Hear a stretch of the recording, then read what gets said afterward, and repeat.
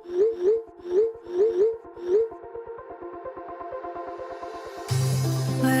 we go,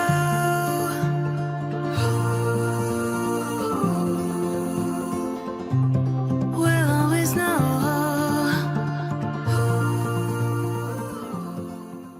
hi guys, Har Har Mahadev. Welcome to the love in light 369 tarot. कैसे हो आप सभी?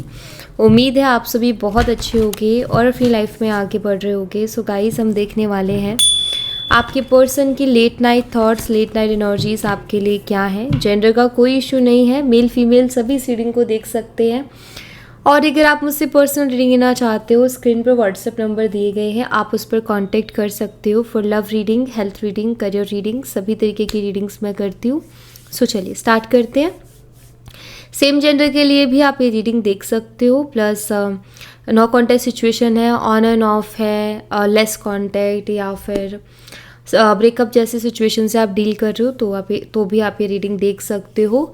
अपने हस्बैंड वाइफ के लिए देखना है या फिर ये एक एक्स्ट्रा मैरिटल है, थर्ड पार्टी सिचुएशन है, फ्रेंड या क्रश के लिए देख रहे हैं तो भी आप ये रीडिंग देख सकते हो। ओके, सो लेट्स सी क्या आता है रीडिंग में। आपने अपने और अपने पर्सन का नाम लेना एक साथ मन में। यूनिवर्स प्लीज़ बताइए, मेरे व्यूवर्स जिस पर्सन के बारे में सोच करके रीडिंग देख रहे हैं उस पर्सन के late night thoughts, late night energies मेरे व्यूवर्स के लिए क्या है। व्यूवर्स इस पर्सन की रीडिंग देख रहे हैं, इस पर्सन के late night thoughts, late night energies मेरे व्यूवर्स के लिए क्या है, प्लीज़ बताइए।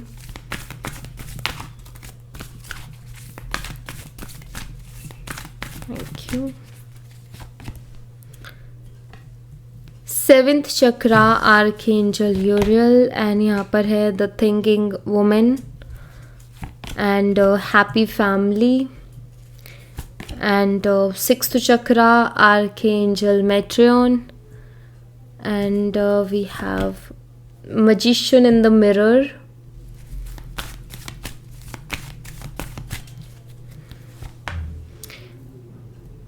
hostilities,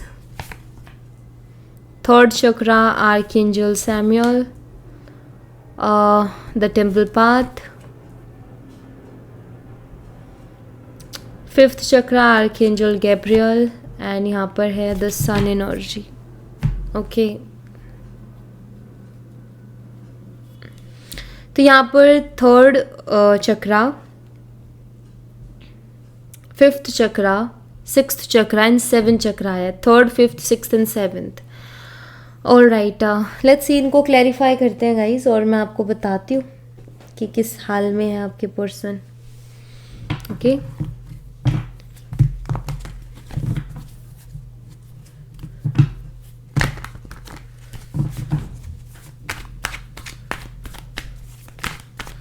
यूनिवर्स सेवन चक्रा की एनर्जी को क्लैरिफाई कीजिए प्लीज़। सेवन चक्रा की एनर्जी यहाँ पर क्यों है मेरे व्यूवर्स के पार्टनर की एनर्जी में, प्लीज़ बताइए।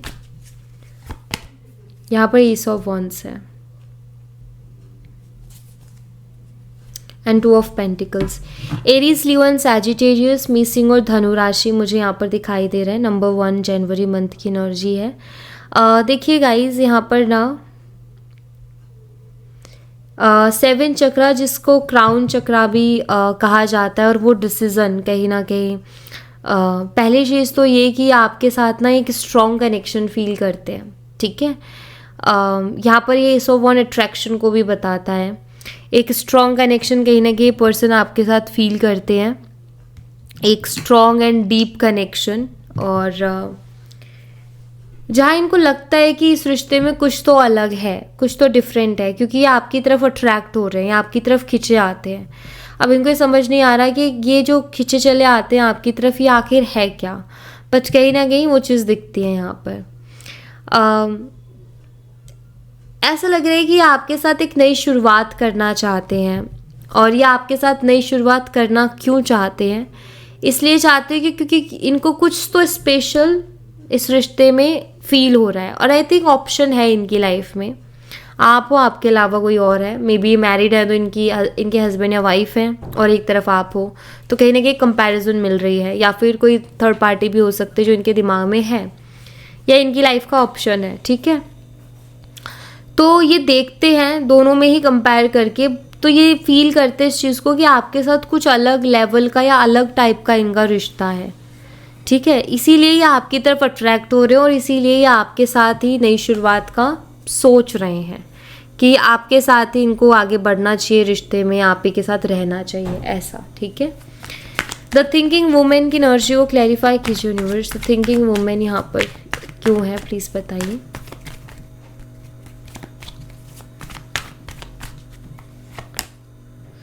पेज ऑफ वॉन्ड्स, देखिए आपकी पर्सन के लिए ये चीज़ बहुत मैटर कर रही है अभी कि आपके लिए, आपकी नज़रों में उनकी क्या इमेज है, आप उनके बारे में क्या सोचते हो। मुझे लगता है ये इस बारे में बहुत ज़्यादा सोच रहे हैं और उनको ऐसा लगता है कि शायद आप इनको बहुत इनमेच्योर मानते हो। आपके पर्सन को ऐसा लगता है कि आप उनको बहुत इनमेच्योर मानते हो, या एग्जैक्ट क्या है आपके दिमाग में, ये उनको लगता है कि वो मुझे शायद इनमेच्योर मानती है, बट वो एग्जैक्टली आपके दिमाग में क्या है या आप क्या सोचते हो उनके बारे में, आपकी राय क्या है। मुझे लगता है कि इस चीज़ को लेकर के वो बहुत क्यूरियस है और ये चीज़ वो जानना चाहते हैं। और जब से आप लोगों की बात बंद हुई है, 10 ऑफ स्वॉर्ड्स, जब से आप लोगों की बात बंद हुई है, आप दोनों के बीच में इशू हुआ है, उसके बाद से इनके लिए आपकी क्या थिंकिंग है वो इनको मैटर कर रही है कि आप क्या सोच रहे होगे उनके बारे में। आपके मन में ग्रजेस आ गए होंगे उनके लिए, या आप ये सोच रहे होगे कि बहुत बेकार था, या आप ये सोच रहे होगे कि वो बहुत इनमेच्योर है, उसको समझ नहीं है, ठीक है। नेक्स्ट है happy family.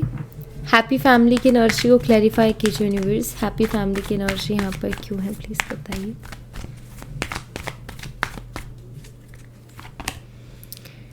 Nine of pentacles, taurus, Virgo and Capricorn, वृषभ, कन्या और मकर राशि। नंबर 9 सितंबर मंथ, नंबर 11 भी है यहाँ पर नवंबर मंथ की एनर्जी। ओके,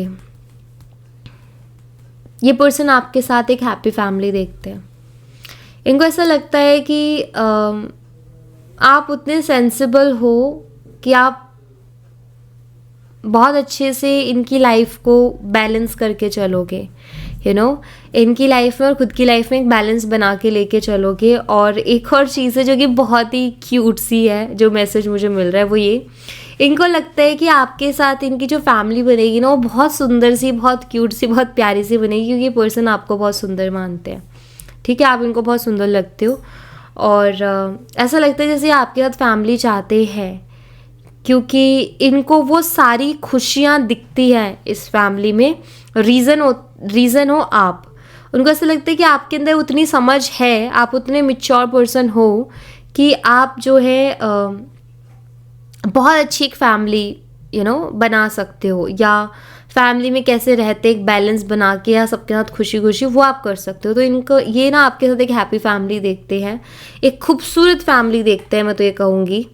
इस पर्सन को ऐसा लगता है कि अगर हम एक हो जाते हैं तो हमारी बहुत ही खूबसूरत फैमिली होगी, ठीक है। सिक्स्थ चक्रा की एनर्जी को क्लैरिफाई कीजिए रिवर्स। सिक्स्थ चक्रा की एनर्जी यहाँ पर क्यों है, प्लीज़ बताइए।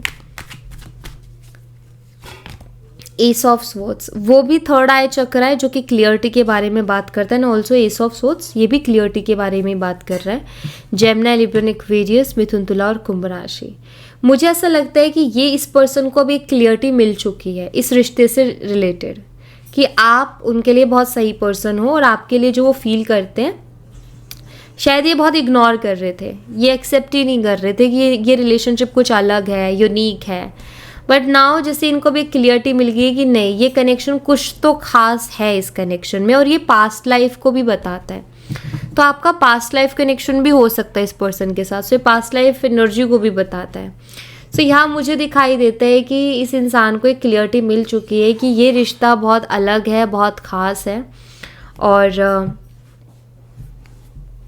यस, और यहाँ भी मैं वही चीज़ बता रही थी कि शायद कुछ तो ऑप्शन रहा है जिससे इनको अभी ना कंपैरिजन में चीज़ समझ में आई है, ठीक है। मजिशियन एंड द मिरर की एनर्जी को क्लैरिफाई कीजिए universe. Magician and the mirror यहाँ पर क्यों है, प्लीज़ बताइए।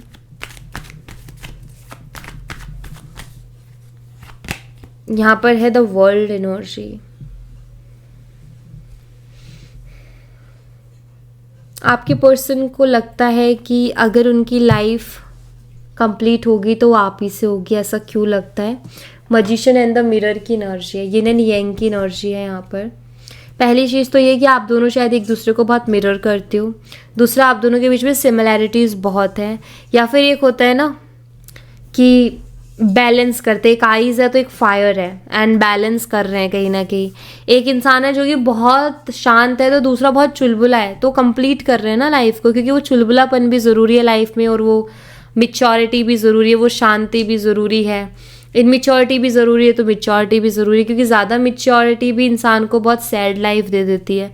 सो एक परफेक्ट जो बैलेंस नहीं बनाती है, तो वो कहीं ना कहीं एनर्जी है आप दोनों की। आई थिंक आप दोनों बहुत अपोजिट हो एक दूसरे से, आप दोनों का नेचर बहुत अपोजिट है एक दूसरे से। तो ये पर्सन कहीं ना कहीं फील करते हैं कि आप उनको कंप्लीट करोगे, क्योंकि जो उनके पास नहीं वो आपके पास है। फॉर एग्जाम्पल, मान लीजिए हो सकता है आप बहुत शांत इंसान हो एंड वो बहुत वैसे हैं चुलबुले टाइप, तो कंप्लीट हो रहे हो ना आप दोनों। या आप चुलबुले हो, वो शांत है, तो कंप्लीट कर रहे हो आप दोनों एक दूसरे को। कि एक इंसान कम बोलता है, एक ज़्यादा बोल रहा है, तो अच्छा है। दोनों ही कम बोलेंगे तो फिर बात कैसे होगी? तो कोई एक ज़्यादा बोल रहा है, कोई एक रूठने में एक्सपर्ट है तो एक मनाने में, ठीक है। तो वही चीज़ है कि यहाँ पर कहीं ना कहीं आपके पर्सन को लगता है कि हम दोनों एक दूसरे को कंप्लीट कर रहे हैं, जो मेरे पास नहीं है वो उसके पास, और जो उसके पास नहीं है वो मेरे पास, और हम दोनों मिलके कहीं ना कहीं बैलेंस क्रिएट कर रहे हैं। तो इनको वो कंप्लीशन फील हो रहा है इस रिश्ते में अभी। हॉस्टिलिटीज़ की एनर्जी को क्लैरिफाई कीजिए यूनिवर्स, हॉस्टिलिटीज़ यहाँ पर क्यों है प्लीज़ बताइए। यहाँ पर टेम्परेंस की एनर्जी है, 9 of cups, Sagittarius, the Hermit, the Moon. Okay, इस पर्सन को भी ये चीज़ समझ में आ रही है कि मैं जिन चीज़ों से बच रहा था, भाग रहा था, एक्चुअल में वो चीज़ें ही सबसे खूबसूरत थी। जैसे मुझे लगता है कि ये पर्सन ना बहुत बाउंड्रीज़ के साथ चल रहे थे, या मैं ये कहूँ कि ये पर्सन आपसे दूर दूर भाग रहे थे। जैसे यहाँ पर हर्मिट की एनर्जी वो रियलाइजेशन को बताते हैं, बट यहाँ पर द मून एनर्जी थी। इस इंसान को शायद बहुत सी गलत फहमियाँ भी थी इस रिश्ते को लेकर के, आपको लेकर के। लेकिन अब इनको, और शायद वो ना एक कहते ना कि कम बात करना, ज़्यादा बात ना करना, लिमिटेड ही बात करना, वैसा लग रहा था। बट कहीं ना कहीं अभी इस चीज़ को महसूस कर रहे हैं कि इनकी कुछ चीज़ों को लेकर के मिसअंडरस्टैंडिंग थी, मतलब कुछ चीज़ों को लेकर के बहुत गलत सोच रहे थे। अदरवाइज़ ये रिश्ता बहुत अच्छा है, प्यार से, ज़्यादा अटैचमेंट से बचने की कोशिश कर रहे थे। लेकिन इनको अब ये महसूस होता है कि नहीं, मैं अटैचमेंट से बच रहा था, लेकिन ये वो अटैचमेंट है जो अपने आप से हो गई, बच भी नहीं सकते। तो वो वाला सीन हुआ है इनके साथ। एक होता है ना कि जैसे एक इंसान है जो किसी के लिए सीरियस नहीं होना चाहता, बट उसको पता ही नहीं चला कि वो कब सीरियस हो गया, तो वही इनके साथ हो रहा है। थर्ड चक्रा की एनर्जी को क्लैरिफाई कीजिए यूनिवर्स, थर्ड चक्रा एनर्जी यहाँ पर क्यों है प्लीज़ बताइए।